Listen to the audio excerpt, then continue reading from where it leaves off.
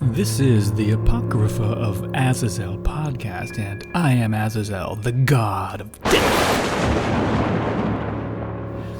I'm currently reading through my journals, and as you know, I'm on book 2. Book 2 is called The War of the Ghast, and today I'm going to read to you chapter 16. As a reminder, you can read all of my books on my website, apocryphaofazazel.com. You can also sign up for my book club and interact with me, and who doesn't want to interact with a god, right? Meanwhile, let's continue our story. The title for chapter 16 is called The Gifts. The location is the Droka kingdom of Kel-Dakaba, and the timeline is 298 years after Oz. In this chapter, we're going to finish our history lesson, for there is one final piece that will help you understand Hacktor's backstory and the tragic consequences of his decision to make war. And then we can finally get to the war itself, aka the fun part, where all the killing happens. Now, after hearing from the spirit of the Well of Wisdom that he was about to receive a magical weapon from the legendary Hef Fastuz, Hacktor Derkillez barely batted an eye, for he considered this honor to be merely a divine endorsement of his soon-to-be status as the most important cone-haired Droka the world had ever known. After saying goodbye to the high priest Merkur the Wise, the prince immediately gathered his royal guards and journeyed along the Droka byways to Kel-Dakaba, eager to see the Ghast in real life. Now, I should point out that because of other obligations, I wasn't paying attention on the specific occasion that Hacktor Derkillez actually received the Ghast from Hef Fastuz. In hindsight, that was a mistake, because this could have provided me an opportunity to witness the Grim as well, and perhaps finally pay attention to that magical dagger. But alas, a god can only do so many things at once. As a result, most of the things that you're going to hear about in this chapter, I didn't learn about until much later. Now, as the story goes in the Droka Chronicles, near the end of the year AO 298, after Hacktor Derkillez had arrived at Kel-Dakaba, he quickly dispatched with the formalities of meeting with Conehair Frederick Vendal. Frederick was the Droka king of the Kel-Dakaba region, the military capital of the 8 kingdoms of the Drokas of the Rocky Mountains. Frederick's position was thus an important one, but it was also still secondary to that of Baldur, the high king of all the Droka, and since Baldur was Hacktor's father, Hacktor had no desire to spend any more time with Frederick than was necessary. And so, at once, Hacktor commanded a guide to take him down the mountain passageways towards the deeper confines of the Droka community within. And there, far below the surface, down further than most of the other residences or trade association workshops, deep within the living stones of the Kel-Dakaba mountain, therein was located the combined home and workshop of Hef Fastuz, a man whom Hacktor Derkillez knew by legend alone. Upon arriving at the closed door to the blacksmith's home, the guide that took Hacktor and his guards there instructed Hacktor's guards to remain outside, whilst advising Hacktor to enter alone, for this was the required procedure that the hermit craftsman demanded. Never one to fear intrigue, Hacktor accepted this without hesitation and opened the door to Hef's workshop. Yet the smithy was nowhere to be seen. Now, had Hacktor scanned the room, the would-be king would have spied Hef Fastuz in the far corner, hiding in the mists of the forge fires and behind the massive gray that was his wolf dog Garf. But the future king didn't bother looking for the smith, and he paid no attention to the low growls of Garf. Instead, Hacktor gave all his attention to the sight immediately before him. For Hef Fastuz had made it easy for Hacktor by placing a wooden table inside the doorway and laying the future monarch's gifts upon it. Had he thought about it, Hacktor might have been insulted by Hef's lack of respect in paying homage to him. However, the soon-to-be king's lust for glory bubbled over at the sight before him, for the Ghast glittered beyond all of Hacktor's expectations. "By the right hand of Rocky," Hacktor gasped, "what devastation I can bring upon the Durka with this blade." And then it was that Hacktor noticed the Ghast was not alone on the table. "There are 2? The prince was confused. as he spied a small black dagger sharing the table with his fearsome-looking Ghast. At first, Hacktor was ready to dismiss the insignificant-looking dirk as an afterthought, for Hacktor wanted to focus all of his attention on the battle axe he so lusted for. Yet try though he might, the prince's mind kept being drawn back to the Grim. In fact, so much was Hacktor taken in by Hef's workmanship with both blades that the young lord became frozen in place by the magnitude of the moment. Half a candle mark passed before Hacktor found the courage to act. With his knees buckling, his feet felt like they were stuck in quicksand, and it took all of Hacktor's concentration to force his arms towards the table. Shaking from the effort, Hacktor's hands but slowly spanned the distance to his gifts. Time seemed to stand still as an epic struggle silently unfolded deep within the bowels of the earth. Beads of sweat danced upon the future Conehair's brow. His limbs began to convulse from the superhuman effort. Yet finally, in the end, Hacktor's fingers found their prizes. Both of them. As soon as his hands gripped the hilts of the Ghast and the Grim, Hacktor could feel the divine power oozing out of the blades and into his body. It was a heady sensation that left the Royal One woozy. Yet although his legs buckled further, Hacktor Derkillez did not fall, nor did he lose his grip upon his gifts. At last, Hacktor searched for Hef Fastuz, if only just to thank him. For ego or not, Hacktor realized that Hef's gifts were beyond anything he had imagined. Yet try though he might, Hacktor could barely make out the form of the smith through the smoky air, and it was clear that the craftsman would make no attempts to come any closer, and that Garf wouldn't allow it either, for the wolf dog now barked louder than ever. And so, after recovering his composure, Hacktor bowed low in thanks while holding the weapons out before him, and then he turned and left the smithy's workshop.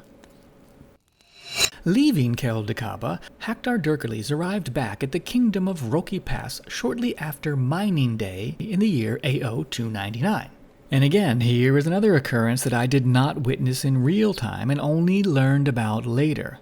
Once again, I thus missed another opportunity to learn about the Grim, and what happened to it.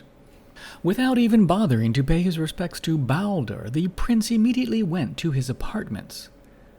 Hecla was waiting for him, in his bed, with the candles tapered low and the smell of myrrh, aloe, and cinnamon wafting from the bed where his sister lay under colored linens from Merja. It was clear to Hacktor what Hecla had in mind. As the prince approached, the princess let drop the sheet that covered her, revealing her beautiful form to the future king. With a brazen face, Hecla took hold of Hacktor and kissed him as she said, "Come, let's drink deep of love till morning. Let's enjoy ourselves with love." A burning desire overcame Hacktor, and together with Hecla, they began frantically ripping away the prince's clothes, until they got to his belt. "What's this?" Hecla's mouth was agape at the size of Hacktor's battle axe. The prince paused as well, pulling the axe off his belt and removing the cover from the cutting edge, proudly displaying his new mark of manhood. With the sheath gone, the blade glittered in 1,000 points as it reflected the gleam from the candles. "It is called the Ghast." For her part, Hecla was awestruck. "It's beautiful." "It's our future, Hecla, and with this weapon I will destroy our rivals once and for all, forever carving my name into every rock of every cavern beneath the mountains as the greatest Conehair who ever ruled in Mittengarden, and I will do it with you at my side, as my queen." "Indeed you will." Hecla's passions burned so hot that the princess's skin seemed to glow as she pulled both her brother and his giant blade onto the bed. Most of the candles flamed out long before Hacktor and his sister's lovemaking did, but eventually those two gave in to exhaustion as well. Many candle marks later, Hacktor awoke to see his sister leaning back against the plush pillows of his bed, holding something unexpected in her hands. It was the Grim. "Pay no mind to that worthless dirk." Hacktor reached over, intending to pull the dagger away from Hecla, but the princess resisted. "It's strange. Clearly it doesn't look like much, and yet I can't seem to put it down. Hacktor pulled his sister closer to him, letting her keep a hold of the strange black blade, at least for now. The feeling will pass, Hecla. I'll admit I too felt a mysterious pull from that little dagger. And here he went on to briefly explain what happened to him in Hef Fastuz' workshop, but in the end he repeated, "Pay it no mind, my love. Its pull will pass." Hecla snickered. It's funny, don't you think? How so? The princess pointed to the pommel. Well, look here. The ruby is nice, and perhaps the intricacy of its carving shows a bit of Hef's mastery, but Hacktor, he didn't even get your name right. Shouldn't he have put an H instead of a G? Now it was Hacktor's turn to laugh. The G is because the true name of this blade is supposedly the Grim. Yet why such a worthless weapon would be honored with the true name is beyond me. After all, what good is it? Consider, the stone blade is dull and outdated. It would be quite useless in combat. And then Hacktor reached over and pulled another dagger from his pack. As he said, "Certainly, it doesn't match this one." Balin's Bane. The spell on Hecla broke as she laid eyes on the gem-encrusted, steel-bladed battle dirk Hacktor had just handed her. This new one nearly 3 times the size of the tiny Grim. Where did you get it? Heracles gave it to me, Hacktor answered. He said the time for his stewardship over it had ended. Well, grandfather would be happy to know that you had it, Hacktor. And that father never did. He wasn't worthy of it, but you shall earn it, Hacktor. It will make a great companion to the Ghast. Hacktor then picked up the Grim from the spot Hecla had dropped it, as he said, "And what shall we do with this worthless thing?" Still enamored with the blade called Balin's Bane, Hecla didn't even look up. Send it to Uncle Ralph. Let him figure out what to do with it. Hacktor smiled at his sister's suggestion, for Ralph V was the Conher Droka of the Aka Mountains, a kingdom in the faraway lands of the northeast corner of Terre Verde, and a land far removed from the soon-to-be war-torn lands of the Rockies. I like the way you think, my dear. Yes, let's allow Uncle Ralph to bear the burden of this worthless dagger. Perhaps one day he'll find a prophet who can make use of this blade's quirky magic. Yet Hacktor and Hecla gave little thought to any future events that might involve the Grim. Instead, after quenching their passions again, the pair turned their attention back to the Ghast. Trailing a lazy finger through her brother's chest hair, Hecla asked, "How can we make the most of your weapon?" Misunderstanding her question, an exhausted Hacktor sighed. "Sister, your passions are insatiable." Hecla laughed at that, reaching a hand towards Hacktor's midsection. "It's not this weapon I'm referring to. It's the Ghast." Hacktor pulled Hecla's fingers back towards his mouth and kissing them as he pondered the question. "It's a magical blade. Isn't that enough?" "Perhaps, and yet I wonder. If one Ghast is awesome, wouldn't more be unstoppable?" And so it was that Hecla hit upon the idea I had already proposed to Hacktor at the Well of Wisdom, i.e., that he should make copies of the Ghast and equip his entire army with them. But great minds think alike, don't they? Meanwhile, the thought caught the prince off guard. On the one hand, he was impressed that his sister had come up with the same plan as the spirit of the Well of Wisdom. On the other hand, Hacktor wasn't ready to reveal to Hecla just who he knew that spirit was. For it seems that Hacktor was a bit ashamed that he was taking advice from the god of death. And as I look back now upon this, I'm going to use this as my excuse to not be ashamed when I later abandoned Hacktor. After all, if Hacktor was ashamed to endorse me in public, why should I be ashamed that I didn't endorse him? But that's a seed that wouldn't bear fruit for some time. Meanwhile, Hacktor pretended that Hecla's idea was original, and therefore he played along with it. Baldur said he despises war because there is no winner. Perhaps that may be true if both sides had similar weapons, but when one side is superior, victory can be almost assured. And rising up from the bed, Hacktor ran with the idea as he hastily dressed himself again. I shall return to Hef Fastuz and command him to make more ghast. Once I have them, I'll then return to father. The smile fell from Hecla's face at the mention of Balder as she said, but with an army equipped with the ghast. Hacktor interrupted his sister and got ready to leave as he continued. We'll be invincible, Hecla. Balder must surely then buy into my idea. Hacktor, wait, I need to tell you. With 100 or more ghast, who could oppose us? Hacktor continued talking to himself, totally ignoring Hecla now as he stood nearly at the door. We could wipe the dirt clean from the face of Mittengarden. It is our destiny. How could Balder deny us that right if victory was certain? And here he hurried out of his chambers in search of his guards. For her part, Hecla remained in Hacktor's bed, finishing her own thoughts, and unable to hide a smile from her face. Dear brother, I wanted to tell you about the Seek, for the plans for the priory will soon come to pass, and when they do, you need not worry about Balder interfering any longer. In fact, we won't need to worry about Balder at all. And so it was that Hacktor Derkillez returned to visit Hef Fastuz. And this time his visit was different, for upon this occasion the smith did speak. Oh, Hef Fastuz still stayed close to the opposite side of the room, near his forge and behind his guard dog Garf, but clearly something was compelling him to speak. The shadows of the forge fire provided a haze within which Hef covered himself, while the smoke from the fire was pulled out of the room in fits and starts by an old ventilation shaft. And before Hacktor Derkillez could make his request, it was Hef Fastuz who surprised the prince by speaking first.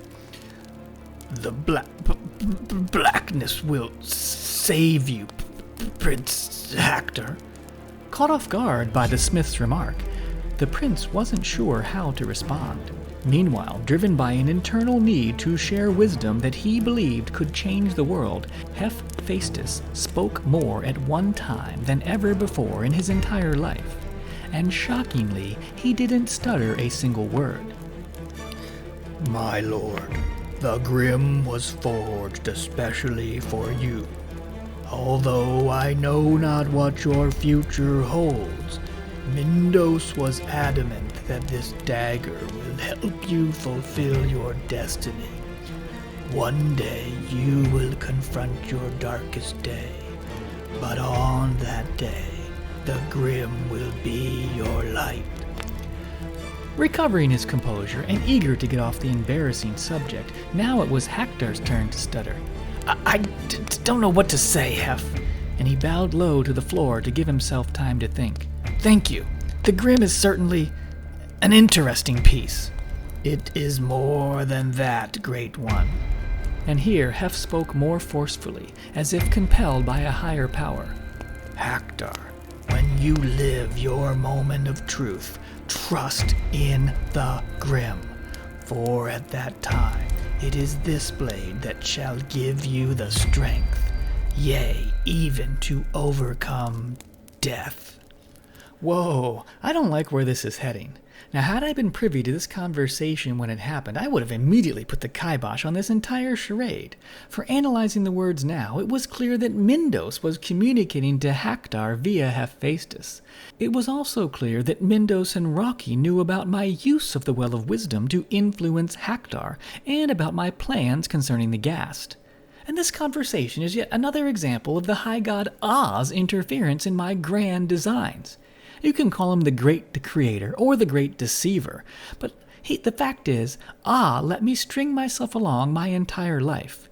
He allowed me to lay a web of lies that had terrible consequences for humanity, which apparently Ah didn't really care about you people because he let those disasters occur upon your race. And most of all, he didn't care about me, since clearly I was fooling myself the entire time. Yes, alas, had I but witnessed this simple conversation, I could have taken action concerning the Grim. But once again I allowed myself to be busy elsewhere, mistakenly believing that once Hacktor had obtained the Ghast, nothing could derail my plans for it. Meanwhile, Hef Fastuz's words clearly struck a chord with Hacktor Derkillez, and the prince turned red at Hef's continued reference to the Grim. a blade that he had already sent off to the Akka Mountains prior to his trip to Keldakaba. "Thank you for your service, Hef. I can see how important the Grim is to you." And then, before the armsmaker could speak again, Hacktor barreled ahead with his own request, pulling the Ghast away from his belt and explaining, "Speaking of powerful weapons, Hef, I can't thank you enough for this one. So inspired am I by your work with the Ghast that I am left wanting more." There was a long pause from the forge area. Hef Fastuz remained silent, and only the sound of Garf's low growl could be heard.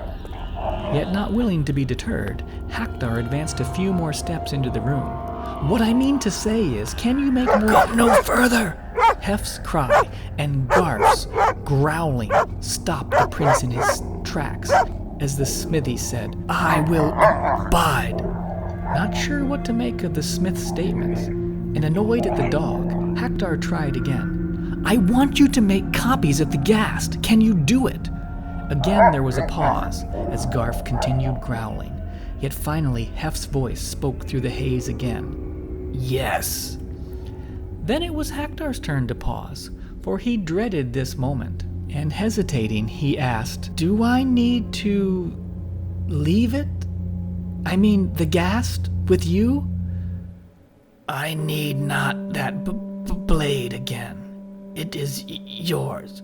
I have every space of the Ghast seared in my psyche. You will get your copies, but mine, you..." Clutching his beloved axe, thankful that he didn't have to give it up, Hacktor casually asked, "Mind me what?"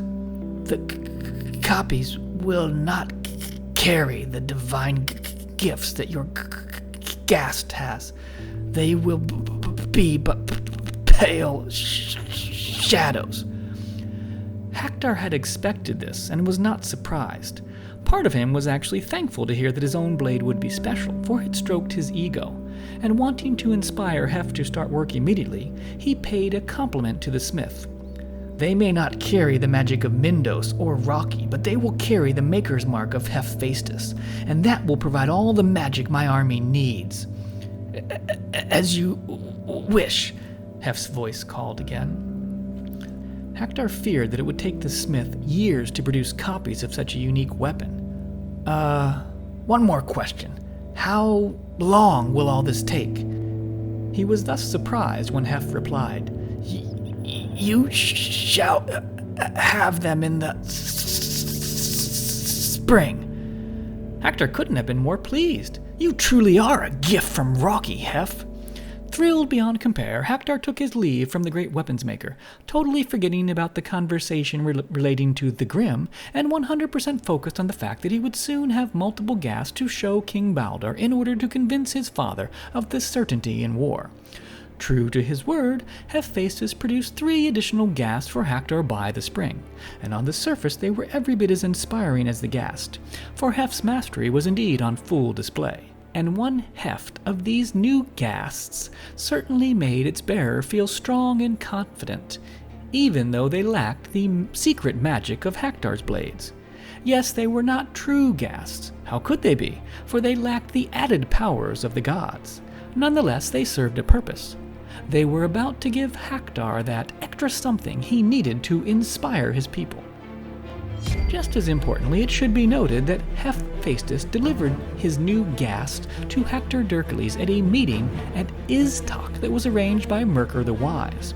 It was on the day of this delivery that another major event occurred, for unbeknownst to Hacktor at the time, while he was salivating over Hef's new gifts, the twin towers of the Seek were collapsing. Yes, the Priory of the Miz was unleashed in full fury, with Baldur, the High King, falling victim in the disaster as well. For King Baldur had happily accepted Hecla's invitation for a secret tryst, and was thus ensconced in the highest room of the highest tower when the towers fell. Meaning that Baldur had the longest amount of time to ponder his doom, much to Hecla's delight. The terrorism that destroyed the Seek Twin Towers and took the life of the Droka King and many others would be the event that opened the door for the coup planned by Merkur the Wise, General Heracles, and Princess Hecla. It was that coup that was designed to put Hacktor Derkillez on the throne. And now it wouldn't just be Hacktor the mere man, but instead Hacktor the Ghast Word. Indeed, the Droko Chronicles were about to be forever altered. And so it was that Hacktor had obtained his ghasts and readied for war, an event that would come sooner than he knew. Meanwhile, history changed where the Grim was concerned too, for ultimately that magical blade was gifted to Hacktor, re-gifted away by him to a faraway land, and then forgotten about by Hacktor, all without my ever knowing about it. And that oversight would eventually cause me major problems. But those problems paled in comparison to what was about to happen to Hacktor Derkillez. And that's what I'll begin to tell you about in the next chapter. Until then, I encourage you to go to my website, apocryphaofazazel.com. Sign up for my book club so you can be notified when new podcast episodes are released. And if you can't wait to listen to the episodes, why not read my books right there on my website right now? All the books are there, apocryphaofazazel.com. And as always, I want to give a shout out to YouTube's free audio library for the music of this podcast, freesound.org for the sound effects, and transistor.fm for hosting this podcast. Until next time, I'll throw it out there once again. If you want the god of death to visit you, you need only call my name, Azazel, Azazel, Azazel, and I'll be there.